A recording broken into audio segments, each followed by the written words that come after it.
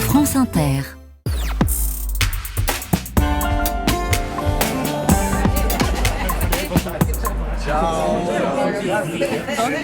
Le reportage d'Un jour dans le monde nous emmène ce soir en Autriche qui, comme nous tous, se désespère de nos sociétés désormais cloisonnées, archipélisées, comme le disent les sociologues, où nous avons tous désappris à nous écouter. Une association autrichienne essaie donc de faire mentir cette tendance lourde. Elle veut nous asseoir autour d'une table et pour ne vexer personne sans doute. Elle appelle ça l'Autriche des tables rondes et carrées.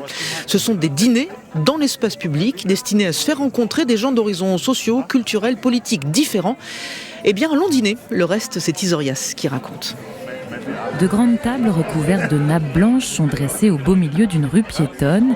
Quelques passants pressés jettent un regard intrigué, puis peu à peu, les convives arrivent et s'installent à table d'abord autour d'un verre.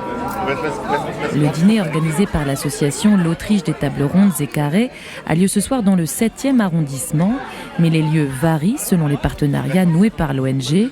Le concept est simple, chaque invité doit amener une personne très différente de lui, qu'il s'agisse d'âge, de confession, d'opinion politique, de classe sociale ou d'orientation sexuelle, car le but est d'élargir son horizon par des rencontres inattendues. C'est précisément ce qui plaît à Edith, 45 ans, qui fait partie de la vingtaine de convives. Il y a 30 ans, quand on allait au café, on y rencontrait toutes sortes de personnes, des gens différents. Aujourd'hui, je vais au café quand j'ai rendez-vous avec quelqu'un. Il n'y a plus autant d'espace public où l'on peut aller pour simplement passer du temps et engager des conversations. Et depuis le coronavirus, je trouve que les gens ne sortent plus. Edith a amené avec elle Marie, qui est allemande et plus âgée qu'elle. Elle l'a connue il y a 15 ans à Salzbourg, où Marie enseignait. Edith était alors sa directrice d'études. Si elles se sont revues depuis, ce soir c'est une grande première pour toutes les deux, une occasion rare et intéressante aux yeux de Marie. En Allemagne aussi, c'est comme ça. On rencontre ses amis et à côté on a des contacts professionnels. Et il est difficile, même quand on le souhaite, de faire connaissance avec des personnes issues d'autres milieux ou même de se rapprocher un peu d'elles. Pourtant, je crois que plus la situation politique devient difficile, plus il est important que les gens entament la conversation.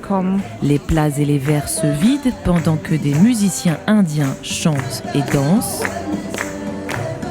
Quelques feuilles de papier sont posées sur les tables avec des idées de questions pour briser la glace et peu à peu, des conversations se nouent.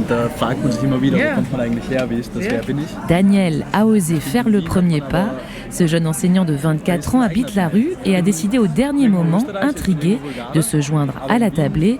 Geste qu'il ne regrette pas car ce genre d'échange est rare, selon lui, dans une Autriche où le débat politique polarise. Un de mes élèves m'a demandé « D'où est-ce que je viens, moi, monsieur ? Ma mère vient de Palestine, mon père de Syrie, et je vis à Vienne depuis l'âge de 2 ans. » Je lui ai alors répondu « Pour moi, tu es viennois comme moi, car Vienne n'est pas une, mais multiple. Mais c'est quelque chose qu'on oublie très facilement. Je remarque aussi dans la salle des profs à quel point les opinions sont polarisées. On a besoin de discuter en mettant l'accent sur des choses positives et ne pas toujours parler de politique. On y vient tôt ou tard. Mais quand on comprend d'abord les gens et leur histoire, on ne peut pas être trop en colère. » La participation à ces dîners est gratuite. Depuis le lancement de l'initiative, il y a 6 mois, 39 dîners rassemblant près de 2000 personnes ont eu lieu. Et chaque fois, selon l'organisatrice Katharina Jeschke, l'ambiance est à l'écoute et au partage, loin du ton conflictuel souvent observé sur les réseaux sociaux. La dernière fois, il y avait une institutrice à notre table. Elle était venue avec son mari et nous avons tous pensé « Bon, ce n'est pas vraiment quelqu'un de si différent ». Elle nous a répondu qu'il travaillait dans la police et qu'elle voulait qu'un policier découvre ce projet. Il y avait aussi avec nous un sauveteur originaire de Jordanie et 2 personnes vivant seules dans des logements sociaux. C'est exactement ça notre but, créer des zones de rencontre où je peux sortir de ma réalité, car sinon je crois que le monde entier fonctionne comme chez moi. L'ONG est de plus en plus sollicitée par des particuliers, entreprises, associations ou institutions et projette d'organiser davantage de dîners, y compris dans les autres régions autrichiennes.